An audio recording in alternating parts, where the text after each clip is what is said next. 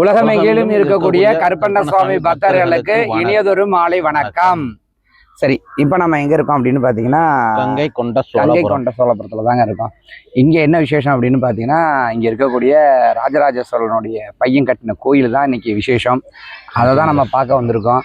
சரி, அதுக்கு இடையில என்ன விசேஷம்னா, இங்க வரக்கூடிய நிறைய டூரிஸ்ட் விசேஷம்.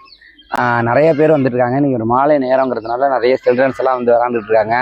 பார்க்கவே ஒரு அமைதியாக ஒரு இடமா இருக்குது. சரி, ஒரு 10 நிமிஷம் காலையிலேருந்து நல்லா வெயில் அந்த காருக்குள்ளே அலைஞ்சதுக்கு கொஞ்சம் நேரம் ரெஸ்ட் எடுக்கிறதுலாம் எல்லாம் கால் நீட்டி உட்காந்தாச்சு. ஆமாம், உட்காந்துக்கிறது எவ்வளோ ஒரு கண்கொள்ள காட்சியாக இருக்குது. இதான் பார்த்தீங்கன்னா இந்த நிலையிலேருந்து இயற்கையான சூழ்நிலை உட்காரது எவ்வளோ ஒரு ஆனந்தமாக இருக்குது தெரியுங்களா.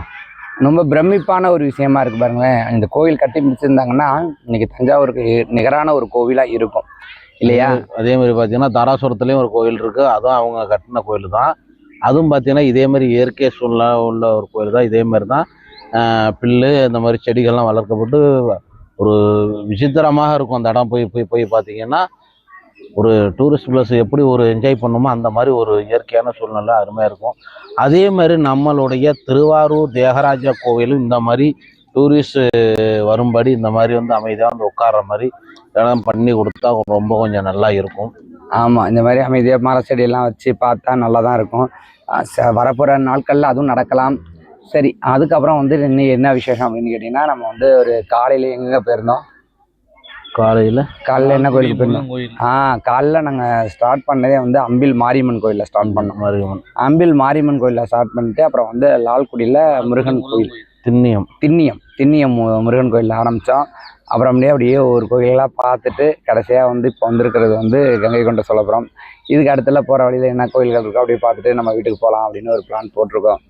இது மாதிரி பக்தர்கள் நீங்களும் இன்ப சுற்றுலா மாதிரி நீங்கள் சுற்றி வரணும்னா இந்த மாதிரி ஆலயங்களுக்கு போய் சென்று எங்கள் சேனலை மறக்காமல் நீங்கள் ஃபாலோ பண்ணிங்கனாலே உங்களுக்கு தமிழ்நாட்டில் மேக்சிமம் எந்தெந்த கோயில் எங்கெங்கே இருக்குங்கிறது தெரியும். ஏன்னா தமிழ்நாட்டில் இருக்கக்கூடிய 100க்கு 90% கோயில் நாங்கள் ஃபுல்லோ பண்ணிட்டோம், போயிட்டு வந்துட்டோம். அது எல்லாமே எங்களுடைய சேனலில் இருக்குது. நிறைய பக்தர்கள் ஒரு ஆன்மீக சுற்றுலா போகணும் அப்படின்னு கேட்டிங்கன்னா கண்டிப்பாக நம்மளுடைய சேனலை நீங்கள் ஃபாலோ பண்ணிங்கனாலே உங்களுக்கு கண்டிப்பாக அது கிடைக்கும். அதே மாதிரி இவரும் ஒரு இன்ஸ்டாகிராமில் வீடியோ சேனல் வச்சுருக்கிறாரு. நம்ம கோயிலில் இருக்கக்கூடிய எல்லாருமே அதோட சேனல் வச்சுருக்காங்க. எல்லாரோட லிங்க்குமே நான் கொடுக்குறேன் உங்களுக்கு. நீங்கள் எல்லாமே அதை ஃபாலோ பண்ணிட்டீங்கன்னா நம்ம எங்கே கோயில் சம்மந்தப்பட்டது உங்களுக்கு ஒரு தோணுது இந்த கோயிலுக்கு போகணும் அப்படின்னா நீங்கள் எந்த ஒரு வீடியோவையும் போய் பார்க்கணுன்னு அவசியம் இல்லை. நம்ம கோயில் சேனலில் போய் பார்த்தீங்கனாலே உங்களுக்கு எல்லா கோயிலை பற்றின தகவலுமே ஓரளவுக்கு இருக்கும், நீங்கள் எடுத்துக்கலாம். அதனால் மறக்காமல் என்னுடைய சேனலை ஃபாலோ பண்ணுங்கள். சரிங்களா? ஓகே, பாய்.